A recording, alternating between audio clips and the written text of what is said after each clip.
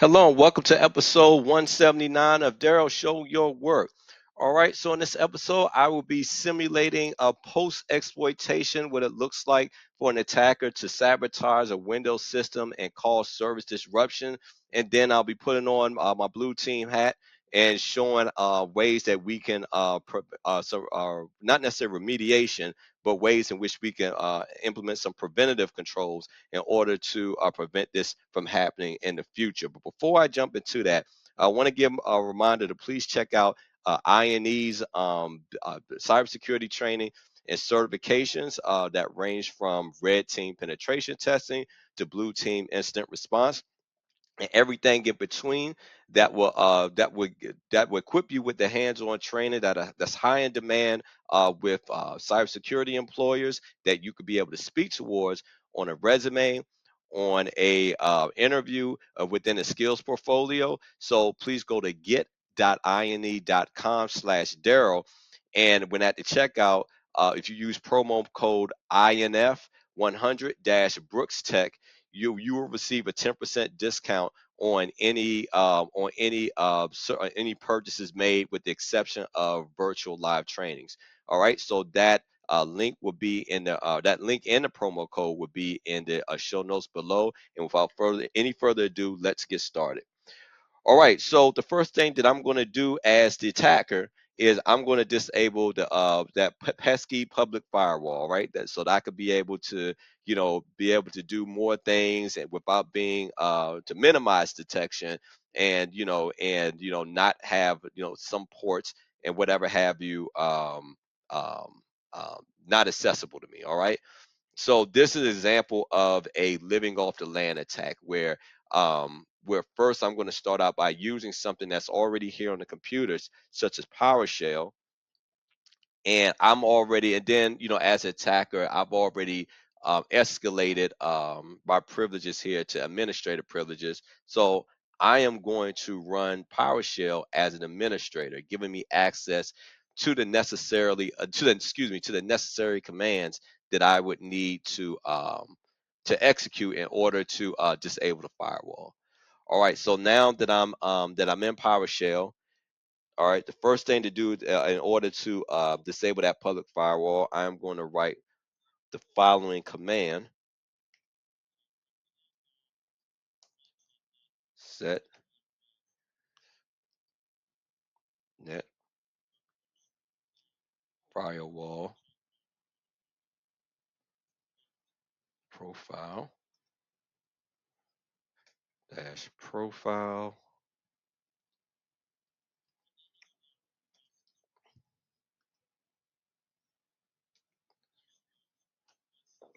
Excuse me, enabled. And we want to set the enable status to false. All right, set that boolean there, and just checking my syntax here because I know that my keyboard sometimes has a mind of its own. All right, let's hit enter. Give me a second here.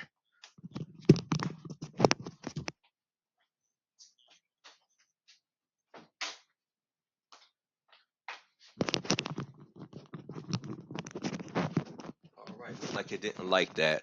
Let's see. Let's look at the syntax here.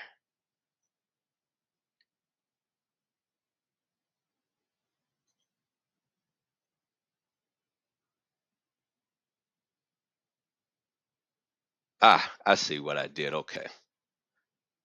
Well, I have to first have to tell it public. All right. No, I had to set the profile to public. That's what I forgot to do. Now let's try that again. All right, so we can see here in the corner that the firewall has been turned off. All right, so then the next thing that I want to do is I want to be able to verify that. All right, so I'm gonna just change just one single letter here in my previous command from set to get, and this is going to tell me the status. All right, even though we just seen that little message in the corner, this is just another way to verify that. enable. Let me see, or maybe I have to. You know what? No, I actually have to modify that a bit more. I have to take this stuff out. Sorry about that.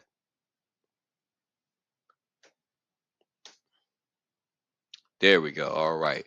So we can see that the firewall is indeed has been indeed disabled. All right, and this again, what this does is exposes the system to potential threats.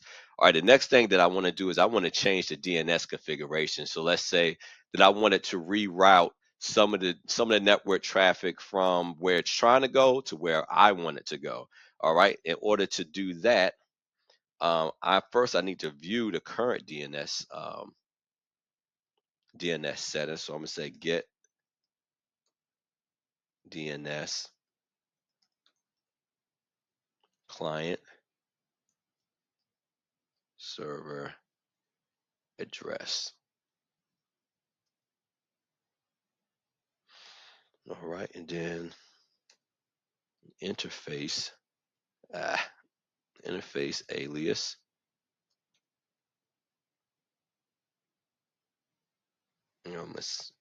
I am on Ethernet 0 interface. All right, and then that server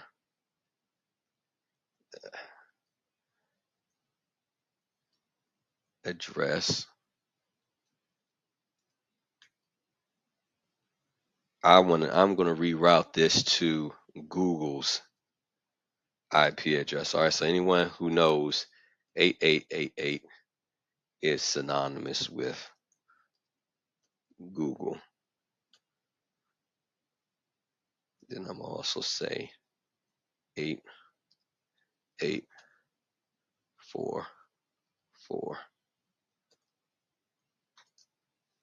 All right. I mean, right now, this changes the DNS type, but actually, you know what? I got ahead of myself here. I got distracted. Hold on. Let's go back. Well, I'm gonna cut this out. I got ahead of myself with this. I jumped ahead. So first, we need to know the status before we can reroute the traffic here. Ultimately, that's what I want to do. But first, I need to know. Okay, that should do it. And then hopefully I don't have to write all that over again. Okay. So this is going to tell us the current DNS settings. All right. So we see that again that I'm running on network interface Ethernet 0. All right. So now let's see if I could copy that command back here. There we go. All right. So just get rid of one of these instances here. And then I need to change this from get to set. And what this is going to do in this instance is going to reroute all the traffic to Google's IP address. But in reality, what an attacker would do, they would put their own, let's say, malicious domain or something, which they want to exfiltrate data, or some sort of spoofing or watering hole attack. This is how they would reroute the network traffic to where they want it to go. All right, they would put their own IPs there instead of like Google's. But in this instance, I'm just using Google. All right. So that's that. So again, that command that sets the DNS server to Google's public DNS servers. All right, and to verify the change, just go back to the Get. So here now I can run that same command that I did to check on the settings before, and let's see what it's set to. All right, now we can see that the network interface is for network interface Ethernet 0 it's the DNS server now points to 88888844. All right. So ultimately, this is going to create a critical issue as the PC can no longer resolve domain names or locate the services provided to the domain controller. The network cannot function properly without DNS, leading to issues like failed logins or disrupted resource access. So DNA, it also plays a vital role in network security by preventing attacks like spoofing or misdirection.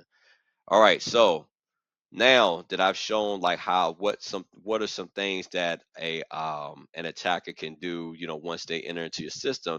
Now let's see some preventative methods we could take in. One way that I could show of how we could do that is by using Wazuh. All right, so let's see. Let me check on making sure.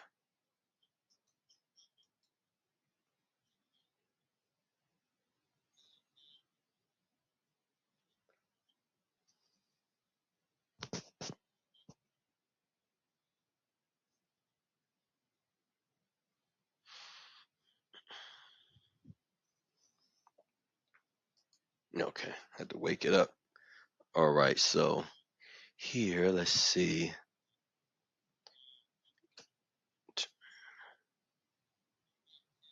The password.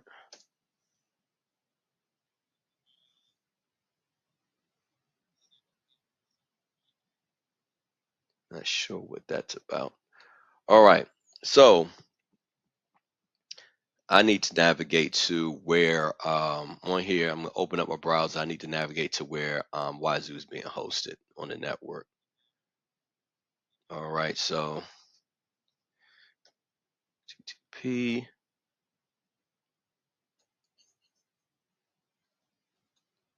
There we go, local host.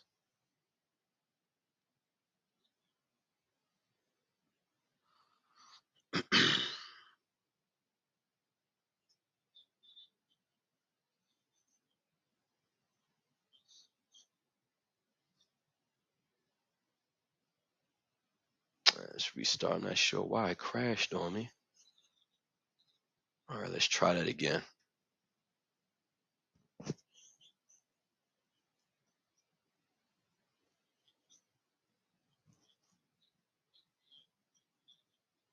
There we go. All right, so this is the pre-rendered credentials that should work. Let's log in there.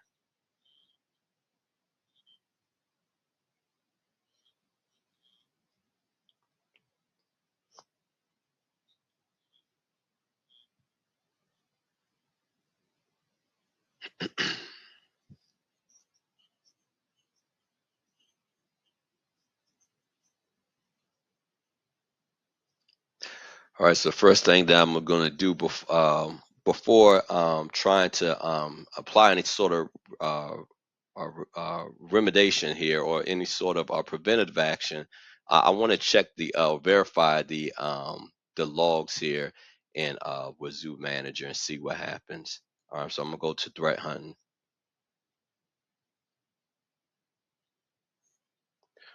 All right, so over here in the lower left hand the screen, I want to go to all the events related to Alex PC, since ultimately that's where our attacker was.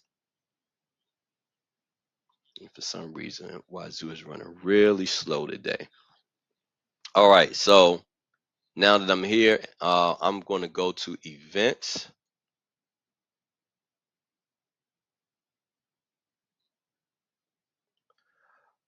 All right, so we can see if we look here, all right, so we can see the event logs here, all right. So where the firewall with advanced security where that was disabled, and then we would see we also can see. Let me see if I see anything with the DNS. I cannot see anything with the DNS, all right, but I can see where the firewall was disabled, so it's capturing that. So now, what I want to do now that I'm able to see, basically able to tell what it is that Wazuh is capturing. I want to be able to now set some custom DNS and firewall rules here, to be for basically SOC analysts or instant responders who are looking at this, to be able to catch these things as soon as it happens, to be able to act immediately to get the intruder out of the system and to remediate the issue. All right. So in order to do that, I'm going to have to open up a terminal here. All right. And then what I've done is I've already wrote those rules out, because sometimes, excuse me, I have some issues cutting and pasting. So I'm going to paste that first. Before I paste it in here, I have to actually create the rules file. Excuse me, I'm jumping ahead of myself again. All right, so um, in order to create the rules file, for me to put um, those rules into it, all right, I have to do sudo, and then using my nano text editor. All right, I'm gonna basically open up the configuration, the custom. Well, I'm going to create a custom XML file and put it inside of the rules directory. All right, so the rules directory is var osec. Let's see. There goes my keyboard doing its own thing. Pardon me.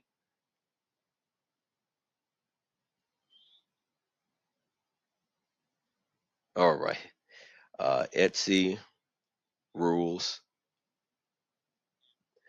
and then I want to name this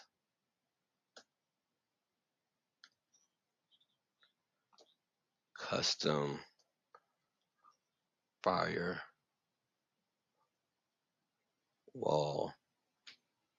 DNS rules .xml. All right, so that should put me into that. Just making sure I got my syntax right. So I'm in the right directory here. All right. Okay. So that looks good. And then I need to give it a password.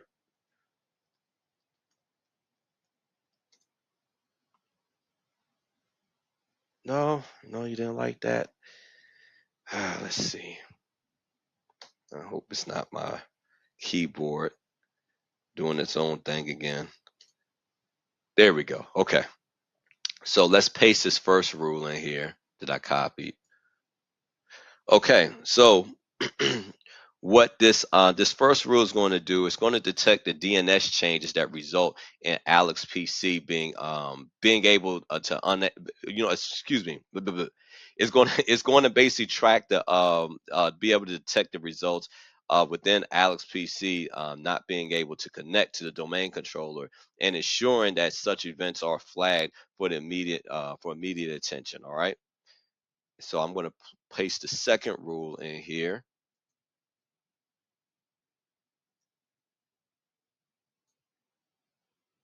I want this all of that highlighted. There we go. Okay.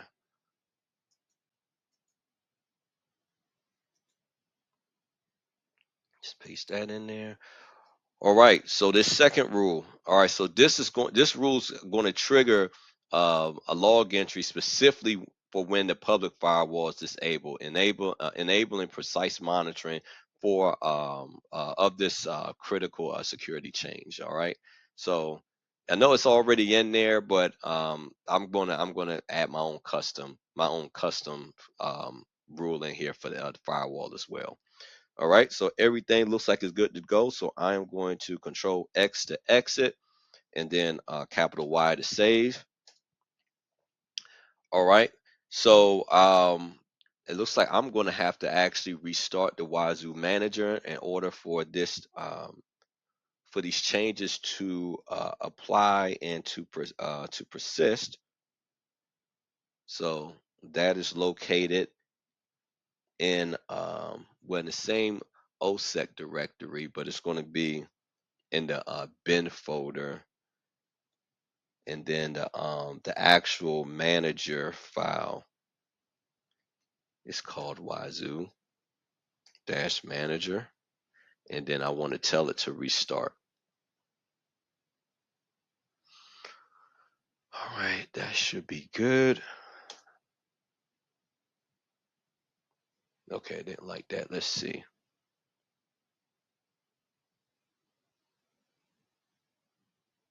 Let's see, what did I leave out of here?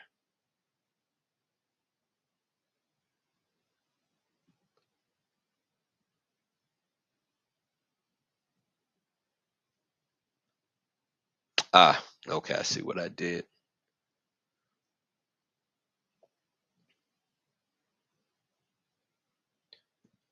All right, gotta watch my syntax. So it's not manager, it's actually control. All right, and then let's restart that. All right, let me see. Hold on.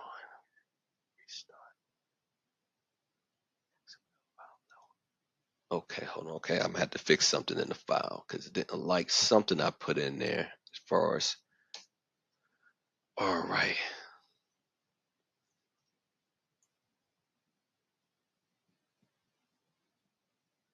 Ah, forgot my equals. Okay. All right. And then I'm gonna have to do the same thing down here too because I didn't put an equal there either. All right. Okay, now let's try that again.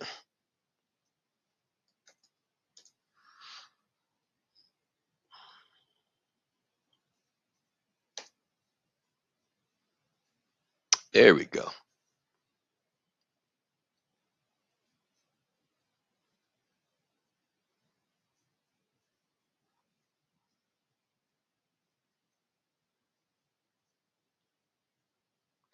All right, so going back to Wazuh.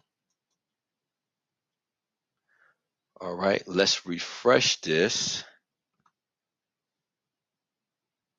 Well, you know what? Actually, hold on. Well, I'm gonna refresh it, but actually, I need to jump back. I need to generate some more logs here for it to be able to capture. Even though it looks like it's capturing a lot more here, but I'm gonna just do some capture some more just to be on the safe side, just to make sure that works. Something more recent. Okay, so back on the Windows machine here, in order to verify that these custom Wazuh rules are working. All right, so first I'm going to run again a serious command here to test the rule for the firewall modification that I've made here for any type of firewalls modifications here to be able to see if that's captured by Wazuh. All right, so let's see. Net.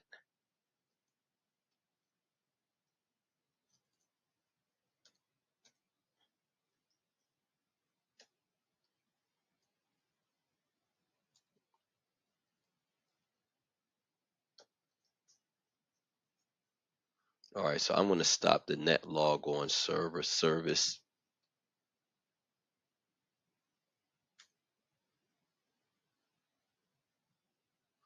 All right, now I'm going to start it up again.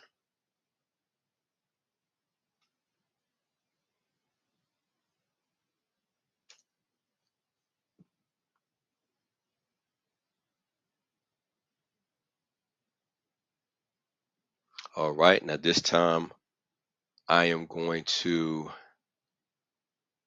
enable the firewall. All right, so I'm going to set this from false to true.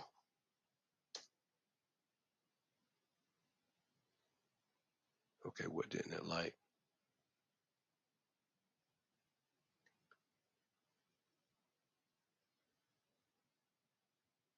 Oh, okay, no, okay, I wrote get, that's why. Okay. All right, so let's set this from get to set.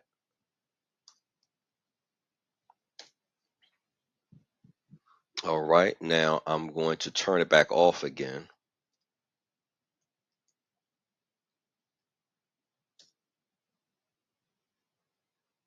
All right, now let's switch back to Ubuntu. Let's see what's going on. All right, so let's refresh this.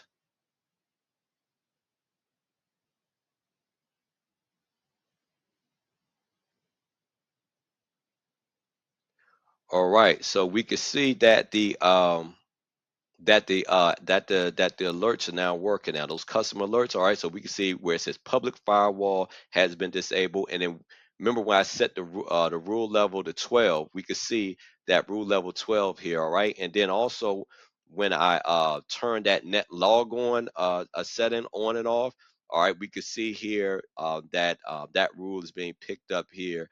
With the DNS server address change, Alex PC lost connection to domain controller, and we see that the on that rule level has been set to 14 as I designated it to in the custom rules file, and we can also see those rule IDs too here that I have. All right, let me bring that back up so it may be easier to compare. Give me a moment here. There's something I need to adjust.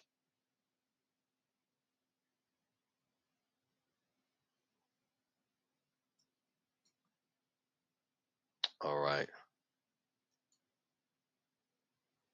So if we compare here, we see level 12 Windows Firewall, Windows DNS 14, and we also see those IDs here, all right?